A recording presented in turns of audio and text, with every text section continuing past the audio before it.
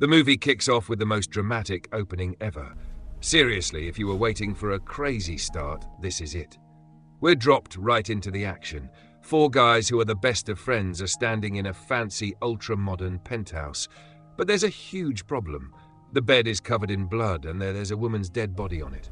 We have Chris, Marty, Luke, who's the one who found the woman, Vincent, and Philip, the last to arrive and Chris's half-brother. They're all trying to figure out what happened because the windows were sealed, the door was locked, and the alarm was turned off, which means someone had to have gotten in with one of their keys, since only 5 exist, and they can't be copied without a code that's kept only in Vincent's safe at his house. Chris lifts the woman to see if he might know her, but he doesn't, and neither does anyone else. Chris immediately suggests they call the cops, but they all vote against it, saying they're not going to prison for a murder they didn't commit. So, essentially, when we see them in the apartment, that's the 5 friends retelling the events to the detectives. We rewind to a few weeks earlier, and we get the backstory where they're at a party, and it's Vincent's project they are celebrating.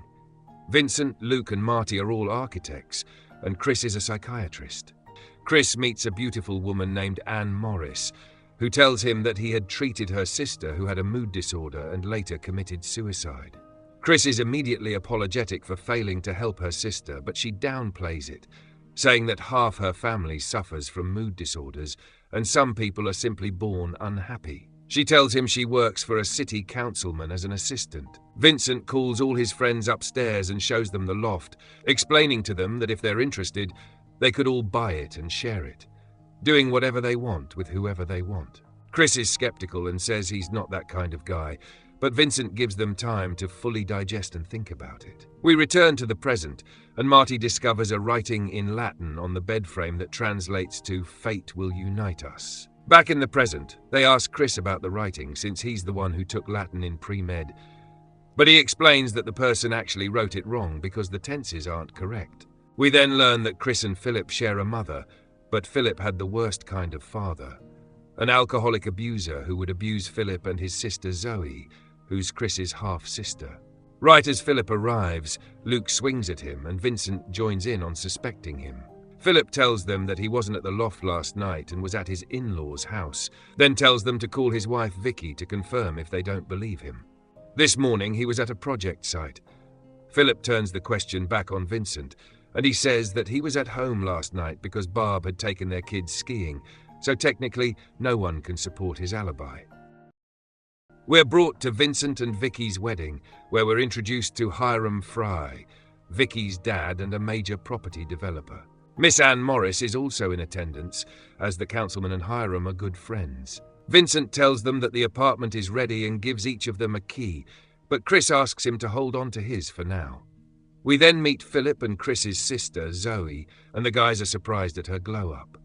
Marty doesn't stop objectifying Zoe in front of Philip, who loses his temper, grabs Marty by the collar, and threatens to seriously hurt him if he doesn't stop. Chris gets another chance to talk to Anne, and it's clear he likes her, so he goes back to Vincent to ask for his key. He is the first to use the apartment to cheat on his wife. We find out that Chris didn't have his key when he entered the apartment. They question him about where it is because someone may have possibly stolen it, but he insists he doesn't have it on him and that it's safe, saying he's not like his friends who need it every day. We flash back to a time when Chris and his wife Allison hosted Chris's friends. Mimi talks about how her boss's wife caught her boss cheating. Marty says that her boss is really dumb.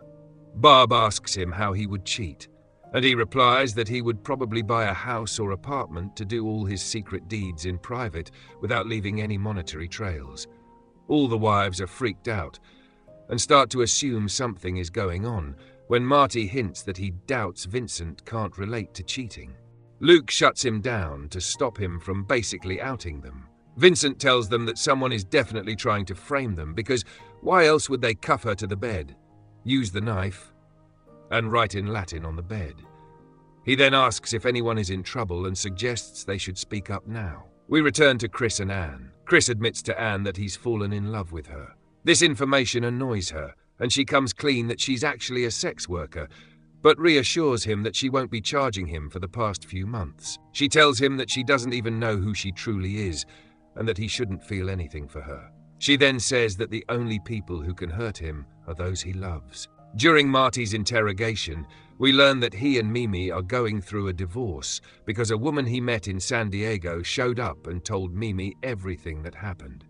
It turns out that Marty, Luke, and Vincent were attending a commercial real estate event for which Vincent had extra tickets when they met Dana and her best friend, Sarah. Marty convinced Vincent to talk sense into Mimi to get her to take him back, and Vincent agreed to help him out. At first, Marty didn't want Vincent to talk to Dana because they didn't know if she had a prettier, less fat friend. Yes, this is actually what he said. It's disgusting. In the same bar, they saw Vicky's dad with his mistress, and being a well-respected man, he promised to give them a waterfront project in an implied attempt to silence them. Sarah showed them the rooftop, where she and Vincent dared each other to take off their clothes while Luke watched. Luke eventually gave them space to go get his key from Marty, but Marty happened to be busy as well. The phone rings because a lady has an appointment with Sarah Deakins, as she had listed the apartment, but they're all confused about who that is and why she's listing their apartment. Marty and Philip run out to the balcony to see if they recognize the lady calling, but they don't. Vincent tells them that he knows who Sarah Deakins is, and so do Marty and Luke, and she's the woman on the bed. Marty denies it emphatically. Vincent reminds him that she's Dana's friend from San Diego. Simultaneously, we see that Anne wouldn't talk to Chris, so he followed her once and gave her his key to the apartment to prove that he wasn't messing around with anyone else but her. Vincent tells his friends that he and Sarah were at the Loft last night because he broke up with her, but swears that she was alive when he left. Philip picks up the knife and points it at Vincent, accusing him of leaving only after cutting her up with the knife. Vincent catches the knife, and nothing further happens. Philip berates him, asking what kind of man he is and where the keys to the cuffs are. We're then shown a disturbing moment when Philip assaulted a mattress worker and had the audacity to claim that mattress workers can't be assaulted. Chris was extremely furious with him and compared him to his abusive father, and he wasn't wrong. The girl didn't end up pressing charges because Chris gave her cash and offered to take her to a friend who's a doctor, but she refused and walked away. It's ironic how he's extremely protective of his sister, yet he does the very thing he fears happening to Zoe, to other women. I'll never forgive you for this. Never! Luke reveals that he has secretly been recording all their flings, which is insane. They ask him if he has a recording from yesterday, but he says he doesn't because Vincent broke his own rule about notifying the group when the loft would be occupied. Otherwise, he would have recorded it. They're now afraid that someone else knows what they've been doing, and it might be the same person who put the loft up for sale. Flashback to a fundraiser that took place the night before.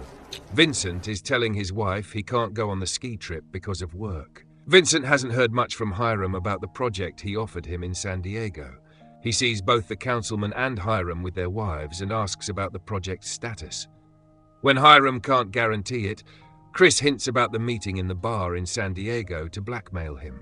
Mimi unexpectedly shows up at the fundraiser and comments on Marty's infidelity, implying that maybe she also slept with someone to get even. I couldn't take these two seriously as a couple. Can you imagine Cameron Tucker and Karen Rooney together? LOL. Anyways, Anne is once again at the same event as Chris. He follows her to the bathroom.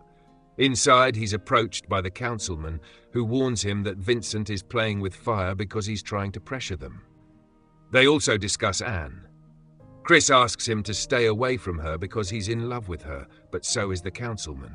Chris brags that he never even had to pay her to sleep with him, but then the councilman agrees, cryptically suggesting that someone else paid. Philip gets into an altercation with the guy who's with Zoe. Hiram then tells Philip that he never wants to see him again and that he must stay away from Vicky. Sarah walks up to Vincent and he reassures her, saying he loves her but that it's complicated. Then Sarah tells him she can help him make the choice if he can't do it himself. She walks toward the group's wives while Vincent walks behind her, but thankfully Luke purposefully bumps into her and tells her not to do it because she'll regret it.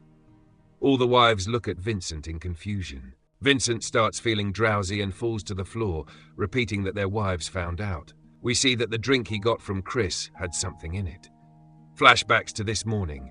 Luke calls the others, minus Vincent, over after finding Sarah on the bed. Luke shows them the recordings, and we find out that Vincent has been sleeping with Sarah, Anne, Marty's wife Mimi, and Philip's sister Zoe. We find out that when he slept with Mimi, it was the night after Marty begged him to go talk to her, and that's what she was implying when she said that maybe she got even. Luke tells Philip that Zoe was the first person he brought to the loft, and it was right after Philip's wedding. He paid Anne to sleep with Chris so that he would share the loft with them and would join. They agree to set up Vincent, but only if he admits that he was there last night. Chris will break a glass to signal that they can set him up. Philip, with images of him and his sister, sniffs, and they drive him to do more harm. He uses her hand to write the Latin phrase. Back at the loft, they force-feed Vincent, then toss him on the bed and handcuff him and Sarah together. During the interrogation, Vincent tells them that his friends are framing him, but it can't be proved because only his and Sarah's prints were found in the loft, and only his recordings were found. Everyone has an alibi for that morning, and Hiram Fry has even made up one for Philip to punish Vincent for trying to pressure him about San Diego. The female interrogator lets Chris go but asks him why Vincent would be accusing them all if they're friends. She asks if he thinks Vincent is trying to hide her murder, and Chris is puzzled because he saw Sarah this morning in their loft, lifeless.